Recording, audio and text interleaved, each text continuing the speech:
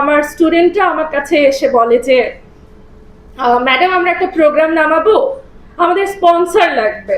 আমি বললাম ভালো, ঠিক আছে। আমাদের স্পন্সরের জন্য হচ্ছে সব থেকে বেশি এগিয়ে আছে কারা, তামাক কোম্পানি প্রতিষ্ঠা করেছে, তারা আসছে, তারা হচ্ছে স্পন্সর করবে। আমি বললাম না, হবে না, এই ধরনের কাজে কোনোভাবেই আমরা হচ্ছে যাব না, যতই তারা টাকা দিক। এই যে এইভাবে অ্যাডভার্টাইজ করা, এই অ্যাডভার্টাইজগুলো হচ্ছে তারা সব থেকে বেশি এগিয়ে, এবং তরুণরা অনেক বেশি এভাবে আকৃষ্ট হচ্ছে। তামাক আসলে কোনো সাধারণ ভোগ্যপণ্য নয়, এটি একটি গুরুতর জনস্বাস্থ্য সংকট, যেটা আমার পূর্ববর্তী ব্যক্তিরা বলে গেল অলরেডি। তো অর্থনৈতিকভাবে, শারীরিকভাবে এটা আমাদেরকে ভীষণভাবে ক্ষতি করছে।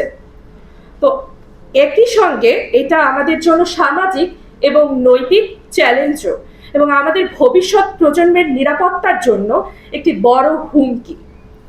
আমাদের শিক্ষার্থীদের জন্য আমরা একটা এমন ভবিষ্যৎ কল্পনা করি যেখানে তারা সুস্থ এবং নিরাপদে থাকবে এবং তাদের পূর্ণ সম্ভাবনা নিয়ে বিকশিত হতে পারবে, কিন্তু তামাক সেই সম্ভাবনাকে নষ্ট করে দিচ্ছে।